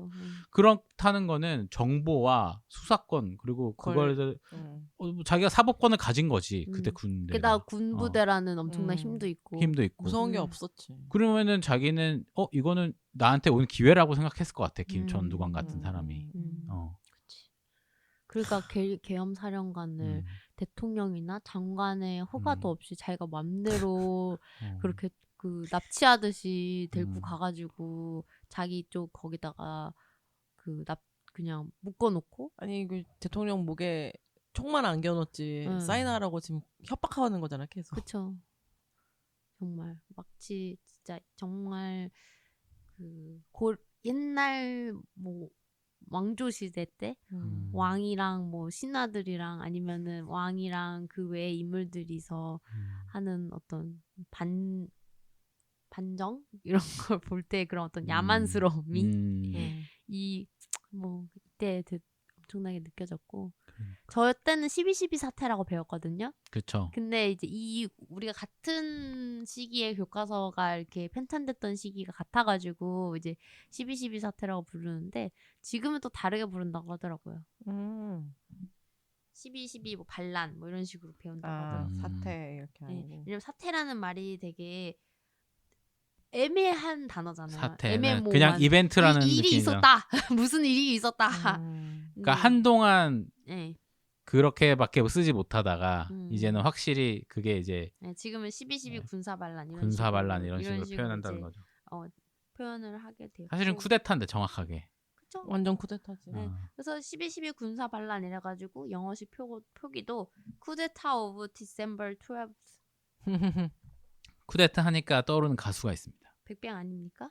왜 여기까지 내가 오게 된 거야. 네, 이 방송에서만 한 4번 부를 것 같다 노래를. 이 노래를 우리가 쿠데타 얘기를 했었던 게 저번에 다른 강철비 영화였지 때. 또. 근데 강철비에서도 누가 나오죠? 정우성이요? 정우성 맞지, 정우성 나오지. 나오잖아요. 네. 주인공이죠. 그러고 보니까 전두환 그것도 전두환이잖아요. 그 헌트도. 그렇지. 네, 오죽하면 그래서 정우성. 트위터에 밈이 있어요. 음. 충무로에 정두환 관련된 시나리오가 떴다 하면 정우성한테 정우성이 달려간다는 얘기가 있어요. 정우성이 키워드 알림해놨다고. 근데 26년에는 안 나왔어요. 그쵸. 네. 그때 다른 거 찍고 있었던 거 아니야? 아. 다른 정우성 관련된. 그럴 수도. 그렇지. 거기서 성공하면은 혁명, 실패하면 반란이야. 쿠데타, 반란, 반역. 반역. 그러니까 그런 세팅, 음. 마인드 세팅이 되게 잘 돼 있던 사람이었던 거지 전두환은. 아니 그리고 그 최면을 서로 걸어주는 거죠, 계속. 그쵸. 그 역할만 계속 하고 있어. 그렇죠. 최면 걸어주고. 그렇죠. 그런 거. 그리고 음. 그 노태건한테 먼저 들어가라 음. 걸어가서 박수 받잖아요. 음. 그런 세팅. 음. 그런 게 엄청 교활한 거지 사실. 그게 이제 인간 조종의 기술을 잘 터득한 사람인 거죠. 네. 그거를 잘 터득한 사람들이 대부분 다 그리고 심리적으로 소시오패스나 아니면 사이코패스들이 보통 그런 거에 되게 능해요. 왜냐면 다른 사람들의 눈치를 보거나 다른 사람의 감정에 예민하고 그거를 신경 쓰는 사람들은 함부로 이 사람을 조종하려고 하지 않거든요. 근데 이제 예민하고 이러니까 근데 다른 사람의 감정이랑 눈치를 보지 않는 거야. 전형적인 사이코패스. 그렇죠. 그러기 때문에 그 사람들을 조종할 생각을 하는 거야. 맞아요. 자기가 원하는 대로. 사이코패스의 특징 중에 하나가 사람들을 잘 이용한다 그랬어. 그렇지. 만약에 이제 일반인이었으면 그 사람들의 공포에 같이 공감해가지고 나 어떡해 막 이랬겠지. 우리 어떻게 우리 쳤댔다 막 이러면서. 근데 이제 그러지 않잖아. 그럴 때 이제 웃으면서 야 이거 네. 잘 된 거야. 네. 이렇게 생각을 전환시켜 주는 거지. 그 군대가 네. 저는 이제 군대 갔다 와서 느낀 것 중에 하나가 네. 저는 이제 나름대로 이제 사령부랑 소통을 많이 했었어요. 그래서 사령부에 있는 병사들 거기서 일하는 병사들하고도 같은 중대였기 때문에. 기무사였나요? 아니요 그냥 부대였어요. 여단급 부대의 사령 본부대였는데 거기서 느낀 게 진짜 이거는 몇십 년 동안 계속 일해왔고 앞으로도 일해왔구나. 그러니까 그 워낙에 감춰져 있는 부분 그 사회잖아요 군대가. 그러다 보니까 그 비리가 너무 그냥 만연해서 그게 비리인지 이상한 건지도 못 느낄 정도로 만연돼 있고 그냥 좀 지저분한 게 되게 많고 그리고 줄을 쓰는 거 파벌 이런 거 굉장히 이제 또 중요하게 생각하고 그러니까 내가 누군가를 정해서 그 사람한테 충성을 하면 이 사람이 잘 됐을 때 나를 끌어줘서 나의 진급을 쉽게 할 수 있고 그런 시스템이 물론 이제 어느 나라나 다 그건 어느 사회나 다 있긴 하겠지만 특히 우리나라에서는 그게 어떤 그 더 큰 가치가 있잖아요. 네. 군대로서의 군인으로서의 그거보다 우선하는 것 같아요. 그러니까 하나의 돈을 버는 직업으로서 그런 회사에서 진급하듯이 약간 그런 느낌이거든요. 그렇죠. 네. 하나에도 여기서 나오지만 이 조직 군대라는 조직 그리고 그 대한민국이라는 나라의 어떤 보안, 안전 이것보다 더 우선시 되는 게 자기들끼리의 우정이랑 자기들끼리의 그 감싸기였잖아요. 그래서 이제 최전방에 있는데도 불구하고 내려올 수 있지. 내려와가지고 그렇죠. 말도 안 되는 거거든요. 그러니까 그거는 그 부분이 제일 말이 안 된다고 네. 제 주변의 남자 네. 친구들도 다 그 영화 보고 나서의 후기가 진짜 이게 정말 말이 안 그건 되는 전 거다. 세계에 없을 거예요. 그런 네, 경우가. 그러니까. 반란이지 진짜로 반란이죠. 그렇죠. 아마 그러니까 옛날 진짜 막 조선시대급 옛날 아니고 현대에 들어서서 현대 근대에 들어서서 이런 식의 하룻밤 반란은 진짜 몇 개 없을 것 같아. 네. 사건적으로 따져도. 그래서 이 일로 더 군 전체에 이제 전두환이 짱이구나. 얘가 힘을 장악한 게 맞구나라는 걸 그냥 도장 찍듯이 알게 됐을 것 같아요. 그렇죠. 무서워. 이 영화 보고 나서 저는 또 이제 다시금 김영삼 대통령이 참 대단한 사람이죠. 대단한 진짜. 사람이다. 저는 그래서 하나의 척결. 이 영화를 보면서 오히려 그 전두광, 전두환이라는 사람에 대한 그 조명보다도 김영삼에 대한 조명으로 좀 핀을 바꿔보는 게 더 좋지 않을까. 왜냐면은 하나를 척결했다는 것 자체가 대단하고 사실 김영삼의 카리스마가 전 더 크다고 생각하는 그쵸, 게 정치인의 카리스마는 어마어마했지. 네, 왜냐면 이 사람은 군대 출신도 아니고 정말 맨 땅에 헤딩한 사람 출신이잖아요. 근데 오직 국민들이 나를 좋아한다. 사실 무서웠을 건데. 네, 그렇죠. 그거 하나만 믿고 어떻게 보면은 이제 3당 합당을 해가지고 네. 어떻게든 권력을 쟁취했어요. 맞아. 그걸 통해서 근데 자기가 원하는 정치를 실현을 하려고 했고, 근데 이제 다만 그런 문민 정부라고 하잖아요. 그래서 그 뭐 금융 실명제라든가 이런 여러 가지 뭐 새로 시도한 게 많았지. 업적들이 있는데 막판이 조금 안 좋아서. 그렇죠. 네. 막판이 안 좋아서 그 사람도 이제 좀 많이 이렇게 사람들이 욕하지만 네. 그 딱 정말로 이 독재가 끝나고 나서에 왔던 대통령으로서 굉장히 적합한 대통령이긴 했던 것 같아요. 그렇죠. 그 사람처럼 파격적인 행보를 걷는 사람이 아니었다면은 사실 쉽지 않았을 것 같아. 하나에도 떵떵거리고 있었고 그나마 다행인 거죠. 그게. 그러니까요. 네. 그것도 뭐 그 취임하고 바로 거의 뭐 한 주, 2주, 3주 이내에 다 해결한 거라고 하니까. 맞아요. 그래서 그때 당시에 그 하나의 간부들이 진짜 이 사람 무서운 사람이다 막 이런 식으로 얘기했다는 그런 얘기들도 있고, 왜냐면은 그냥 대통령 거의 되자마자 누구 하나이지 나 얘네 다 자르고 다른 사람 쓸 거야 이런 식의 발언을 2명이었었던 걸로 알고 있어요. 네, 대놓고 했대요. 그냥 13일째 되는 날 네. 그 자기 참모한테 누구를 자르려면은 어떻게 해야 됩니까? 그냥 대통령 권한으로 언제든지 할 수 있습니다. 그럼 오늘 4시에 자릅시다. 이렇게 해갖고 그날 잘랐다고. 네. 근데 그때 그 아마 국무총리 아무튼 그 참모가 정기 개편 때 바꿉시다 이렇게 제안을 했대요. 지금 바로 하지 말고. 근데 안 됩니다. 오늘 해야 됩니다 하고 오늘 잘랐대. 그 시간을 주면 어떤 일이 일어날지도 모른다고 판단한 거야. 그치. 이미 역사가 교훈을 줬잖아요. 그렇지. 네. 그리고 처음에는 이제 하나회들 중에서 별 좀 있고 힘 좀 센 애들을 갈아치우는 것만 했었는데 조직이 워낙 크니까 근데 이제 하나회 사람들이 열받아서 하여튼 김영삼 신기를 건드리는 뭐가 있었나 봐요. 맞아요. 그래서 나중에는 야 그냥 다 갈아치워. 다 밖으로 보내. 그래서 요직에서 다 잘라. 낮은 계급 막 소령급까지도 다 잘라버렸다고. 그리고 심지어 하나회를 척결하면서 이제 사조직 만들지 마 이러면서 하나회에 따라서 만들었던 조직 쪽 사람들도 다 잘렸다고. 진짜. 하나회도 아니고 뭐 이제 다른 뭐 2개 회 이런 게 있었다고 하면은 2개 회도 다 잘라 뭐 이런 식으로. 근데 진짜로 잘한 거고 할 수밖에 없었던 게 그래야지. 또다시 쿠데타가 일어날지 또 어떻게 알아. 어떻게 알아. 그쵸. 그 장군 둘이 이제 대통령을 쭉 했었고 처음으로 투표된 대통령인데 이제 그거를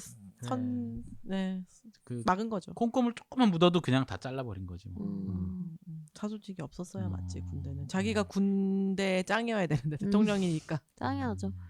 근데 진짜 김영삼 대통령은 다시 생각해도 이 사람이 정말 별로인 부분도 많고 그렇긴 한데 사람으로서 카리스마적으로서 그리고 사람으로서 매력적이라고 느끼는 일화 중에 하나는 금융실명제 했는데 첫날에 잡힌 게 자기 아들이야. 아 진짜? 금융실명제 거의 1호인가 아무튼 그걸로 이제 감옥 간 게 자기 아들이었나 그랬을 거예요. 왜냐면 이제 그때 당시에는 자기 이름 아니고 통장 여러 개 만들 수 있으니까 그런 식으로 이제 비자금 조성한 사람들이 많아가지고 실명제를 한 건데 자기 아들이 이제 깜빡했지. 지금 생각하면 말도 안 되는 거야. 금융 실명제가 아닌 세상이. 그렇죠. 어. 아니 그러면은 세금을 은행에 어떻게 걷어? 돈 보낼 때 무섭지도 않을까? 그 사람 누구한테 이름이 그 갔는지. 사람 이름이 아닌 거가 그러니까. 무섭지 않을까? 어떻게 금융실명제가 아니었을까? 얼마나 사기를 칠 수 있었겠어. 그러니까. 그때 부를 어마어마하게 그때 돌려놨겠지. 다 쌓아놨겠지. 그치. 그 전에 많았던 사람들은 이제 어쩔 수 없이 이제 머금고 어디 스위스 은행으로 막 급하게 보낸다든지 그러니까. 했겠지만 그러니까 돈 있고 권력 있는 사람들은 싫어했겠죠. 그래서 오죽하면은 그 얘기가 있잖아요. 지금 추정으로 박정희 대통령이 자기 그 임기 동안에 은닉한 재산이 최소 1조 정도 됐을 것 같은데 어디 있는지. 전두환 같은 경우는 더 그쵸. 했을 텐데 그쵸. 그건 얼마나 수십조 아니, 되겠지. 추징금만 1,000몇억이 나왔잖아요. 네. 그러면은 실제로 은닉된 거는 또 훨씬 많다는 거거든. 그쵸. 최소 10배 되는 거지. 10배는 되겠지 진짜 그 정도에. 10배. 최소 10배. 네. 혹시 근데- 군인이십니까? 왜요? 10. 10배. 10배, 11배 그렇게 말해요 군인들이? 그럴걸요? 그래요? 11시 막 이렇게. 굳이 군인이라서가 아니라 뭐 그 10배라는 표현이 틀린 표현은 아니잖아요. 노태우도 만만치 않게 해먹고 만만치 않게 나쁘게 살았는데 사실 그냥 조용히 살다 죽은 것도 좀 노태우는 죽었나요? 싫어. 네. 죽었죠. 아, 그 노태우랑 전두환이 죽은 시기가 거의 비슷해요. 몇 달 차이 안 나요. 노태우는 비교적 그래도 좋은 평가는 받더라고. 그게 왜냐면은 이제 어쨌든 눈치를 좀 보고 살았잖아요. 그리고 어쨌든 문민정부랑 뻔뻔하진 못하나 봐. 문민정부랑 이렇게 좋게 해가지고 마무리를 졌기 때문에 그나마 그냥 맞아. 근데 정혜인 나와서 좋았습니다. 얘기 꼭 정혜인도 해야지. 좋아하시지. 안 그래도 저 영화 보면서 정혜인이네. 아 스칼렛님이 엄청 그 좋아하시고 아저씨들 사이에서 갑자기 청춘 영화가 잠깐 되더라고요. 그 아저씨들 사이에서 갑자기 CJ의 향기를 느꼈잖아요. CJ 아닌데도. 네. 사실 되게 튀긴 했거든요. 맞아. 너무 튀어가지고 좀 거슬리기까지 했거든요. 목소리가 마치 더빙한 네. 것 같은 느낌이었어. 네. 아저씨 사이에 껴있으니까. 맞아요. 너무 제가 어디 감히 제가 구해드리겠습니다 막 이런 약간 거 있잖아요. 그런 느낌이긴 했는데 뭐 잘생겼으니 괜찮습니다. 그리고 그분의 어떤 행적은 되게 아름다운 행적이었잖아요. 그 돌아가신 분의. 근데 이왕이면은 멋있고 잘생긴 배우가 나와주는 게 맞는 것 같고 실제로도 그 사진 봤는데 되게 멋있게 생기셨더라고요. 맞아요. 그래서 유족들이 그 얘기했대요. 정혜인 배우가 되게 닮았다. 진짜? 네. 정혜인은 왜 웃으시죠? 군인 역할 너무 잘해. 예? 군인 역할 너무 잘 어울려. 군인 역할 그 전에 워낙 반듯하게 생겼잖아. 군인 역할 그 전에 뭐 했죠? 이봐. 기억이 잘 안 나는데. 정혜인이 군인 역할 뭘 했냐고요? 군인 역할 하기 전에 뭐 했냐고. 군인 역할 뭐 했는데? 아니 군인 역할을 뭐 했냐고 물어보잖아요. DP. 아 맞네 DP가 있었지.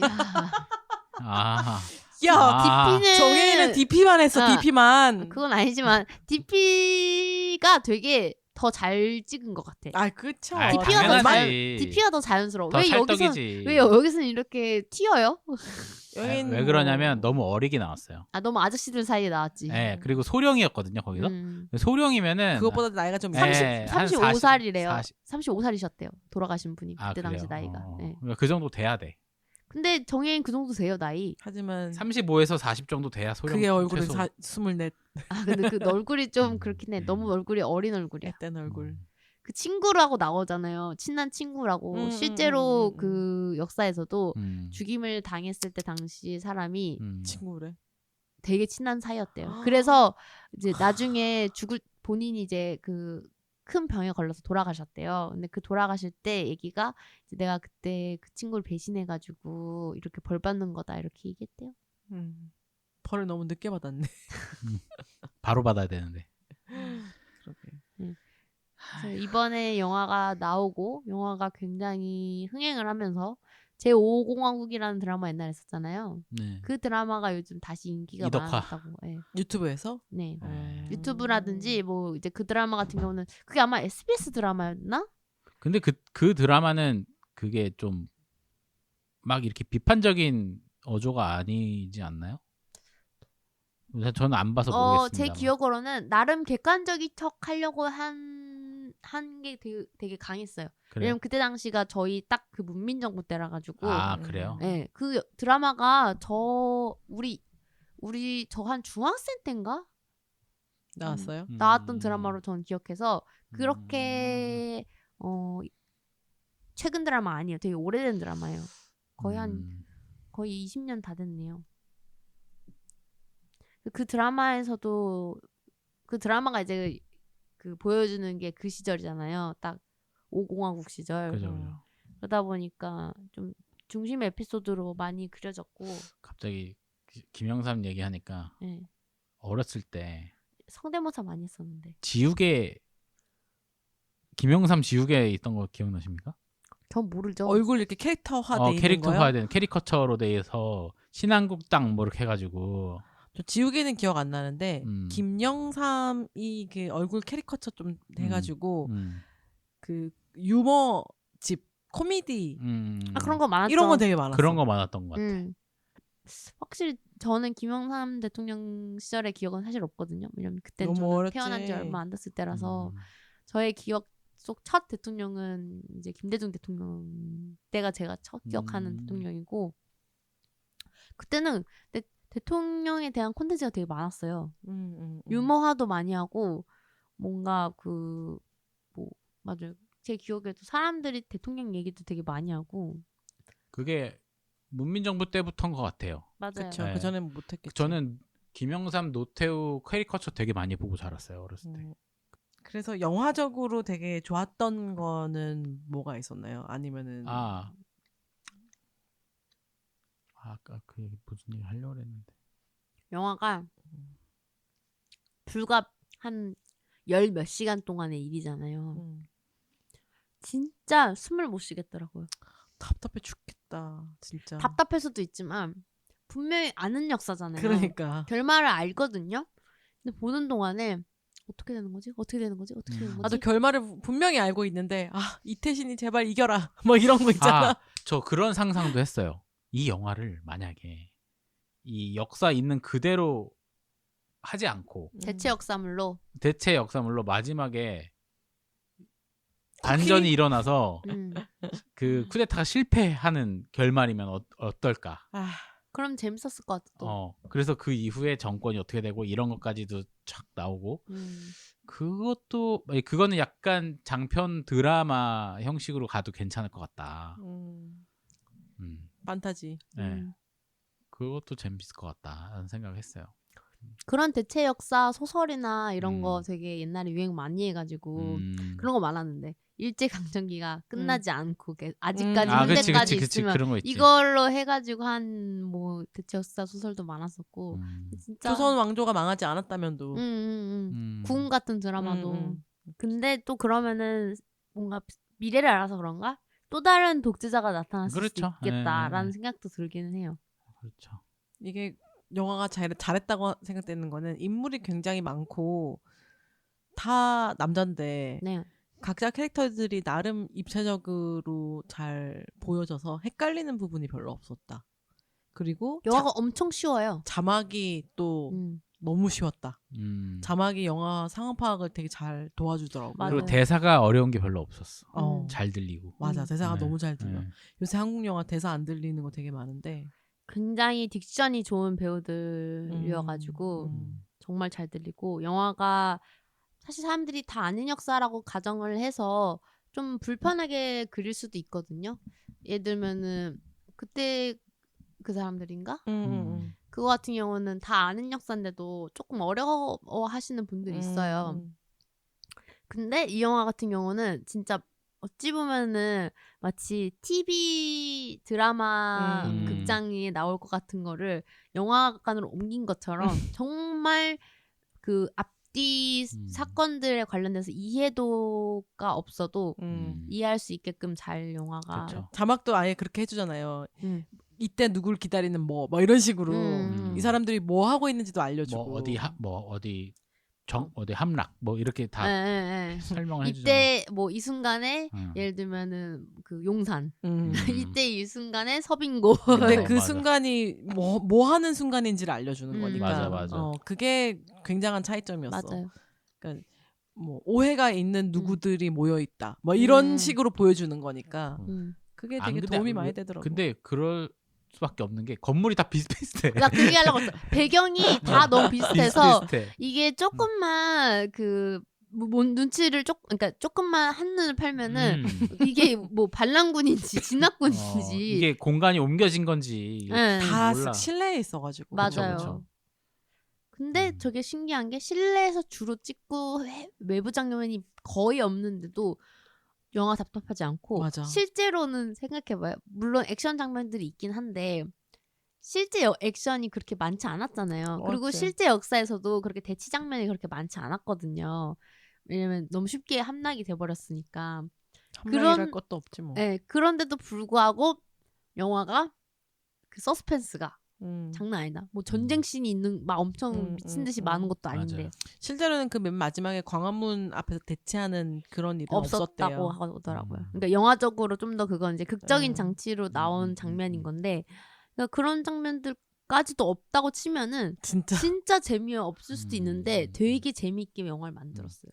거기서 마지막 장면에 그 이렇게 이태신이 그 밑에 몇 안 되는 탱크 4대랑 뭐 이렇게 끌고 끌고 앞에 이렇게 야 우리 지키자 지금 갈 사람 가고 가자 해갖고 가잖아요.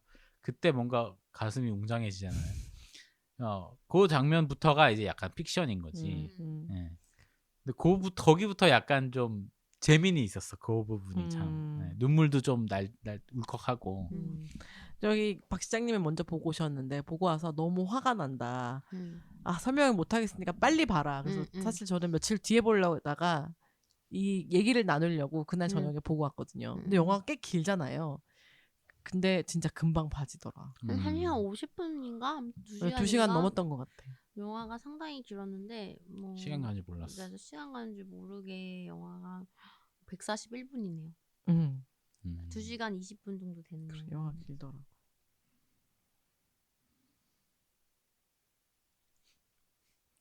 황정민 열심히 했더라. 그 저는 몰랐는데 그 이번에 여기 감독님이 네, 비트 감독님이라면서요. 맞아요. 아까 얘기하셨어요? 네, 이미 얘기했죠. 저희는 그런 것도 얘기하는 거 좋아하잖아요. 비트 감독님 페르소나가 여기 근데 되게 유명한 배우들이 조연급으로 되게 많이 나와가지고 그것도 재밌지 않았어요? 맞아요. 뭐 안내상도 나오시고 맞아. 근데 안내상 씨가 되게 유명한 그 운동권이잖아요. 운동권 출신 배우셔가지고 그렇죠. 근데 여기서 이제 그 반란군에서 되게 아니, 썩은 사람으로 안내상은 나와서 맨날 그런 썩은 역할 많이 하는 것 같아. 아니요 썩은 역할 아예 썩은 역할 하거나 아예 완전 맞아. 따뜻한 역 하거나 이거 둘 중에 하나. 김희성도 국방장 나오는데 사실 엄청나게 정치적으로 자, 많은 활동을 하고 계시잖아요. 네.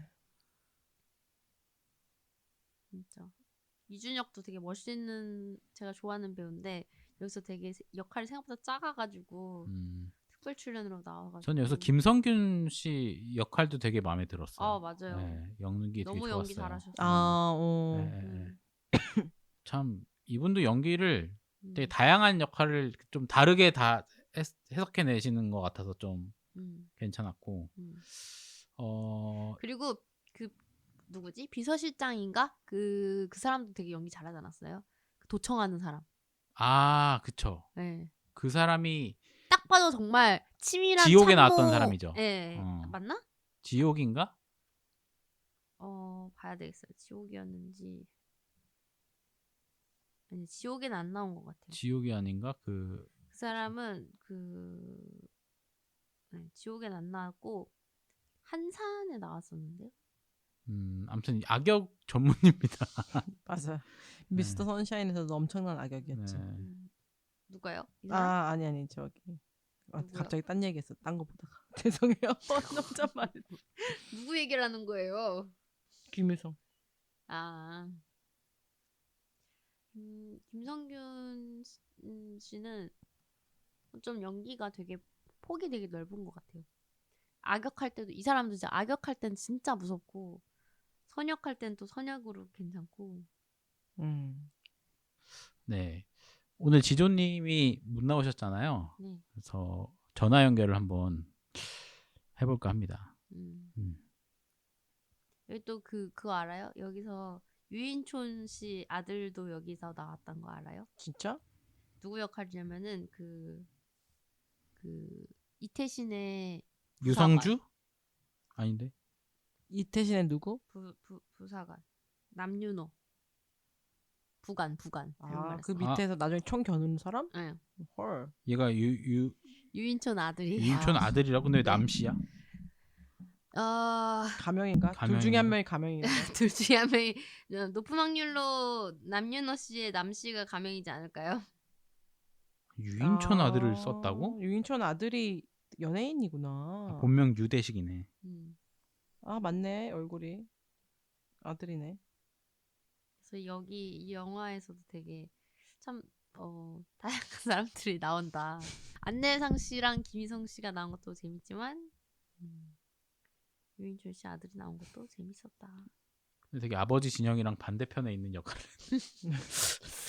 뭐 요즘도 유인촌 씨가 근데 그 정치 하시나요? 요새 뭐 무슨 장관 다시 장관 한다고 네. 인터뷰하고 맞다. 네. 아휴, 참. 다시 됐어 그래서? 됐어요? 네. 유인촌 씨부터가 배우 출신 아니었어요? 완전 배우 연극 출신이죠. 배우랑 영화 그런 거 했었잖아요. 아니 저기 전원일기에서 나왔잖아요. 탤런트 출신이잖아요. 탤런트라고 하니까 되게 옛날 사람 같이 얘기하네. 탤런트면은 탤런트. 옛날 사람 아니에요. 탤런트. 근데 이성민 배우 같은 경우가 저는 약간 아쉬운 게 연기를 참 잘하는 분이고 좋은데 역할들이 다 비슷비슷해요. 보면은 뭐 예전에 이병철 회장 역할 할 때도 그랬고. 네, 준비됐어요? 영역을 하면 돼? 아니면 기다려. 이렇게 녹음이 되나? 말 한번 해봐요.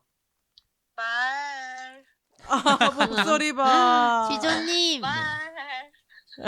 진짜 목소리가 내려간 다운됐네, 되게. 아이고, 아까는 완전 못했는데 이 말은 할 수 있어. 몸에 열 나고 그러진 않아요? 그냥 아파요. 아유, 어떡하나. 코도 훌쩍거리고. 근데 코는 훌쩍거리는 거 보니까 코로나 아니겠다. 왜 코 훌쩍거리니까 코로나인데? 코로나니까 코 훌쩍거리는 거. 코. 근데 제가 느끼기에는 코로나는 보통 목만 뒤지게 아프던데요. 아 맞아. 목에서 지금 또 코로 갔다가 또 목으로 갔다가. 그건 왠지 감기 같다. 근데 검사 안 했어요 코로나는. 네. 지조님 안녕하세요. 안녕하세요. 저희 지금 서울의 봄 녹음 중입니다. 전두환 10. 10. 진짜 죽여버리고 싶은데 죽어 있어서 더 짜증나. 정말 지금 그래서 마려운 영화였어. 오디오가 안 지치게 조심해야 되겠군. 왜 역사의 왜곡을 안 했을까요? 마지막에 죽여버릴 수도 있었는데 그죠? 녹음. 생전이니까. 제가 아까 그 얘기 했었어요. 역시. 마지막에 그 순간부터는 픽션으로 가서 아예 죽이고 그 반란이 실패하는 걸로 갔으면 어땠을까? 통쾌했을 텐데. 대체 역사로. 총살당하고. 누군가 멀티버스로 그랬으리라. 재밌게 보셨나요?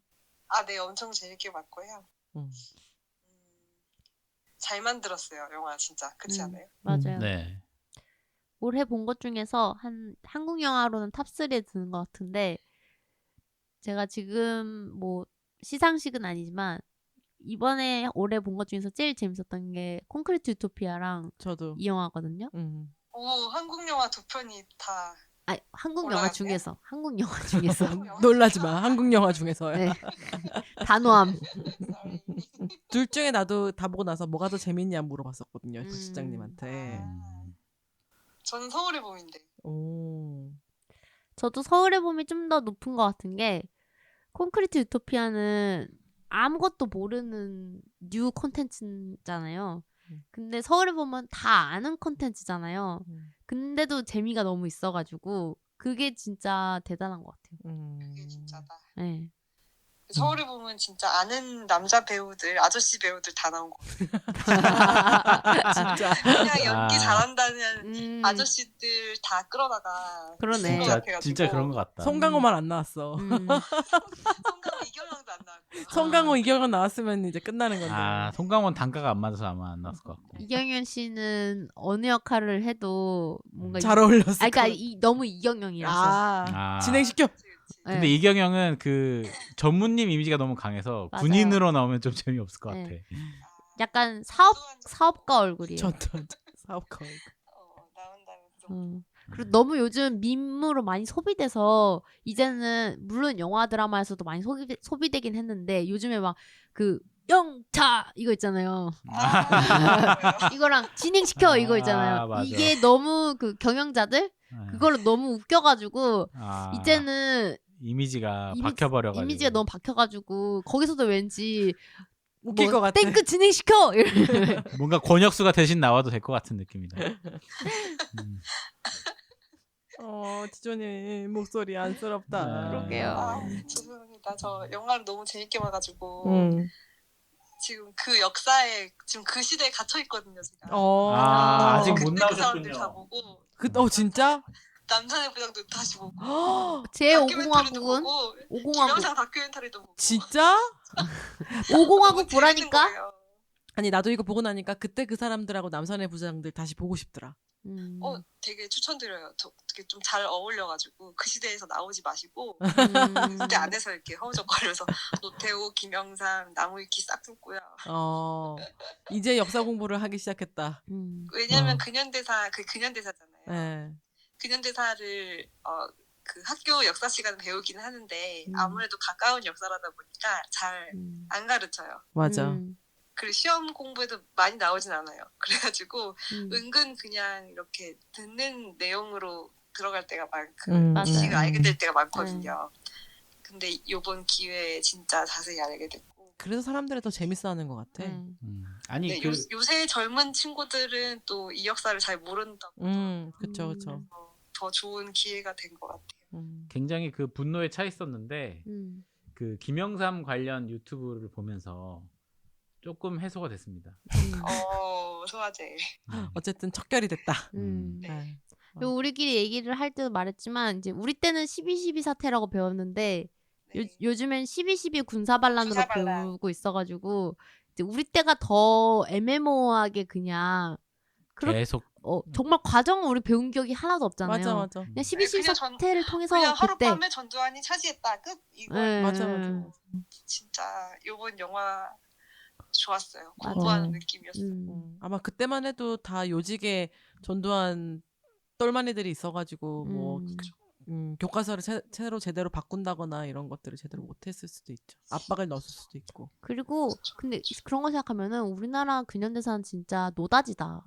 할 게 많아. 할 게 많아. 너무 할 게 많지. 너무 할 게 아직도 할 많아. 게 많아요. 나는 처음에 이 영화 나온다 했을 때도 사실 뭐 이미 그때 그 사람들도 있고 뭐도 있고 할 게 있나 이랬는데 어쩜 이렇게 할 게 많아. 지금 김대중 관련 영화도 지금 개봉한다고 하고. 군침이 싹 새로울 도네. 것 같아. 군침이 싹 돌아. 할 게 많아서. 할 게 많아가지고. 뭐 하나 갖고 와봐요. 해보자. 그리고 우리 좀 시나리오 좀 써볼까요 우리? 갖고 와봐요. 해봅시다. 그러면 우리 제작사명 주간 영화 봉으로 하면 되겠다. 영화 공부를 근데 영화래 역사 공부를 진짜 많이 해야 되겠다 또 느꼈어. 그럼요. 그러니까 이게 어떻게 이렇게 역사적으로는 몇 줄짜리로 남은 걸 갖고 비주얼라이징을 하려면은 사실은 내가 역사에 대해서 많이 알았으면은 더 빨리 알았을 텐데 그런 생각도 들고 많이 흥행되면 좋겠어요. 지금 흥행되고 있는 것 같죠? 네. 그리고 12월 12일이 곧 다가오잖아요. 그러네요. 그날 영화 봐도 의미 있을 것 같아요. 그러게요. 많이 빠져있네 우리 지조. 당연하죠. 저는 또 마음에 들면 푹 빠져 있어서. 지조님 몇 점이에요? 한 줄 평은? 저는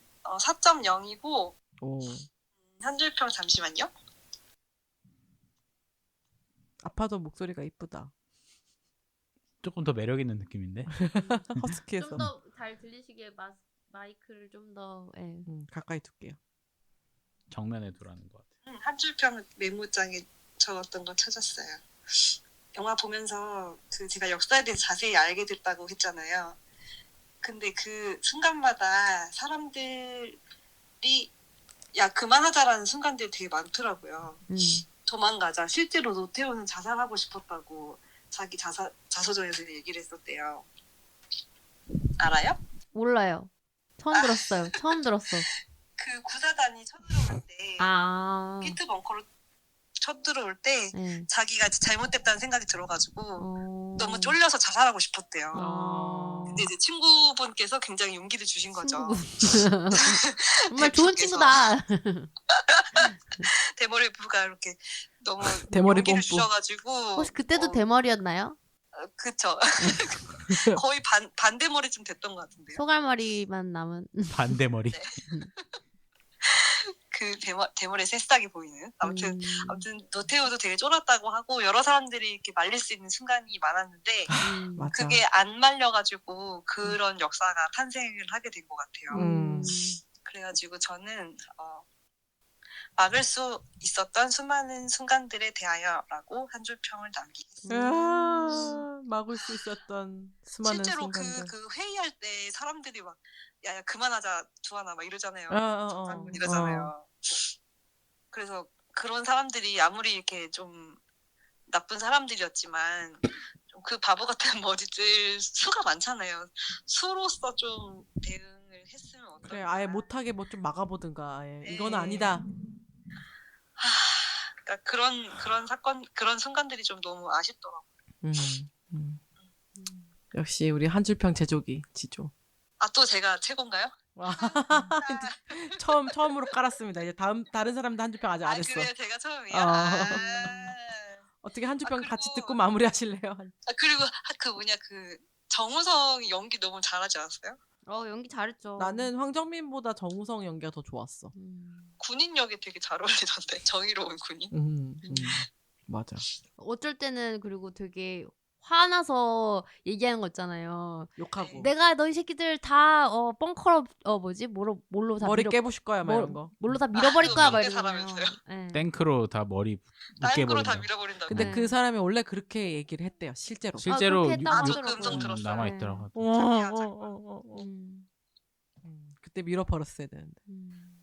그러니까요. 그것도 그 사람의 선택이거든요. 음. 진짜 선택들이 모여서 너무 아쉽네요. 아쉽습니다.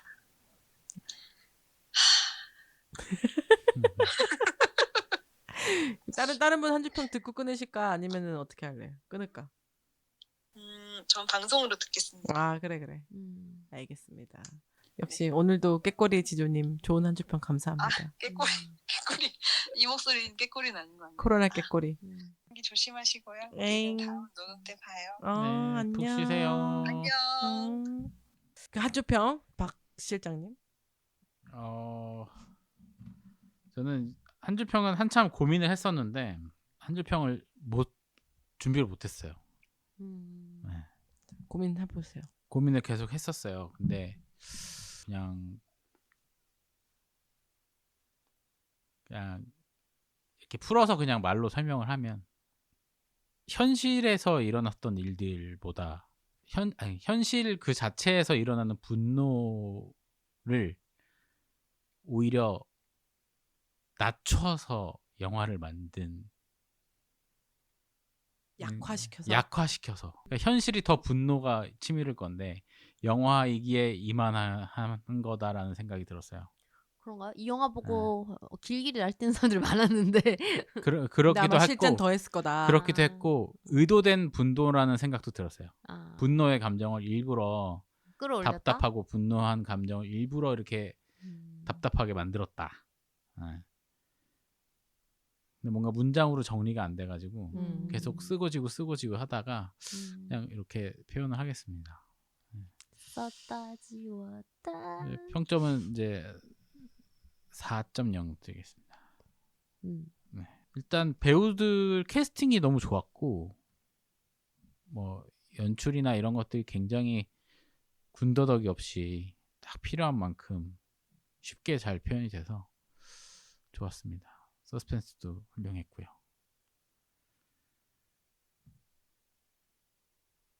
네. 이상입니다. 네. 스칼렛님? 저부터 할까요? 네. 그래서 몇 점이죠? 4점? 예. 저도 4점이고요. 일단 결말을 알고 있는데도 계속 이태신 장군을 응원하게 되는 내가 너무 속상했어요. 그리고 사실 아까도 우리 같이 얘기했지만 대한민국 지금 근현대사는 일제 식민지 이후의 정치와 현대사는 전부 생존의 역사잖아요. 우리 그 얘기 또 박 시장님과 저랑 많이 했었는데 정치하는 사람들과 권력을 갖고 있던 사람들이 대단히 뭐 올바른 생각을 가지고 말했다기보다는 거의 생존하는 수준으로 여기 붙었다 저기 붙었다 자기 목숨 부지하는 식의 정치를 했거든요. 지금도 그러고 있는 것 같은데.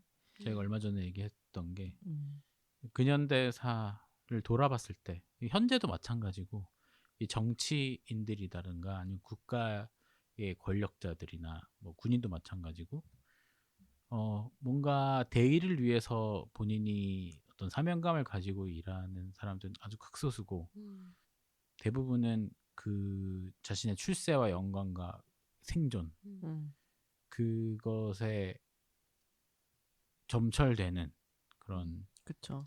그냥 소신 없이. 네, 그런 사람들이 대부분이다. 그러니까 자기가 철학을 가지고 어떤 정치인이 됐다거나 군인이 됐다거나라기보다는 자기 자식들을 먹여 살리고 자기가 영광을 누리고 이런 가치에 아직까지는 더 무게를 두고 있지 않는가.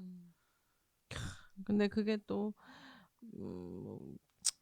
이 군인 2명이 우리나라 민주화를 너무 짓밟아가지고 좀 한 번씩 척결할 수 있었던 그 일제 자네라던가 뭔가 이런 사람들을 척결을 못했어. 그들 때문에.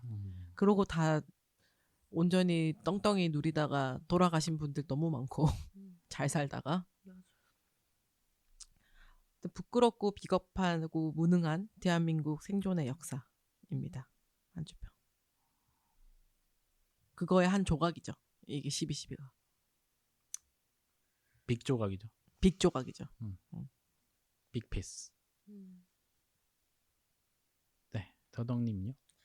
지금 저는 쓰고 계시는 거죠? 전 이미 썼죠. 아, 저는 일단 별점 4.5점. 오. 굉장히 몰입해서 봤고 굉장히 재밌었고 저는 거의 개봉하고 한 이틀 뒤인가 3일 뒤에 봤어요. 그러니까 한 11월 25일인가 봤나? 그때 봤을 거예요. 빨리 보신 거죠? 네.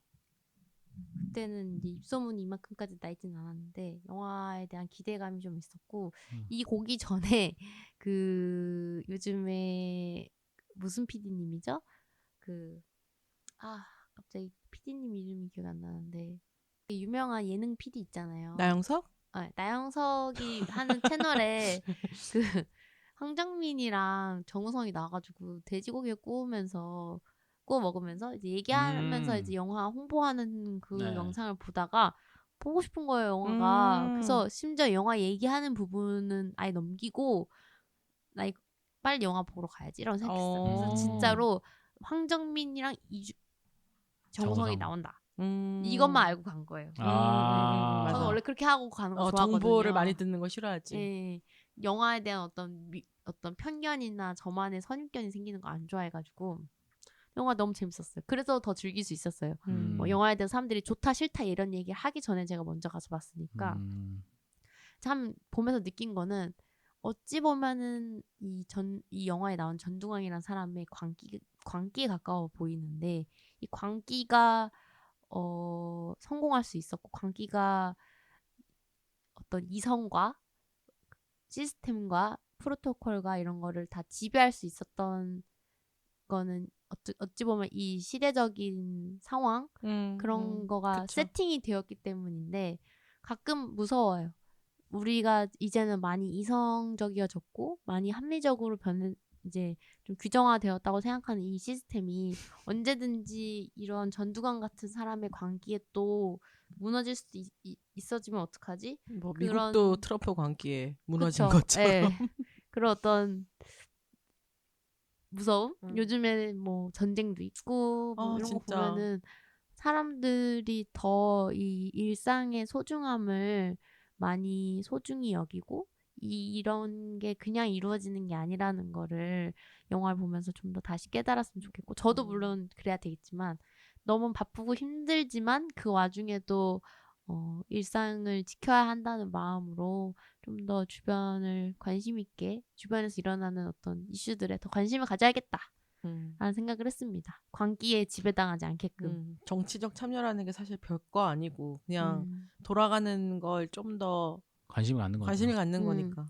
관심을 가지고 또 어떤 사람들마다 각자의 의견이 있지만 그거를 다 의심해보고 다 또 한편으로는 긍정해보고 이렇게 생각해야 되는 것 같아요. 누구 한 사람이 이렇게 다 그 의견으로 간다고 해서 꼭 그게 진실은 아니더라고요. 그렇지. 네. 근데 그 자세를 견제하는 게 되게 쉬운 게 아니라는 거를 나이가 들수록 더 느낍니다. 그러니까 이게 누구 편을 들려 그러면은 헷갈려. 어려워. 근데 또 한편으로는 결정을 해야 되는 순간에 또 결정을 해야 되잖아요. 결정을 해야 되는데 네. 그 편을 들려고 하다 보면은 나도 모르게 편견이 생기거든요. 그쵸. 그래서 기본적으로 그냥 팩트를 기반으로 해서 판단을 하다 보면 그냥 어느 정도 자기 방향은 생기는 것 같아요. 그렇습니다. 네. 그래서 하즈평은 모두가 결말을 아는 역사를 그렸음에도 그 결말에 치닫지 않았으면 하는 관중들의 마음을 고개 부리면서 영화적 재미와 메시지를 놓치지 않는다. 입니다. 마음을 갖고 놀았다. 이런 거죠. 관중들의 마음을 갖고 놀았다. 네. 맞습니다. 다 아는데도 안 돼! 이기라고! 이 등신들아! 이게 스토리가 아는 내용이잖아. 네. 그래서 한 줄 평이 좀 길어지네. 아. 설명이 길어지네. 그쵸. 역시 한줄평 제조기는 우리 지조였습니다. 지조가 고급스럽지, 단어가.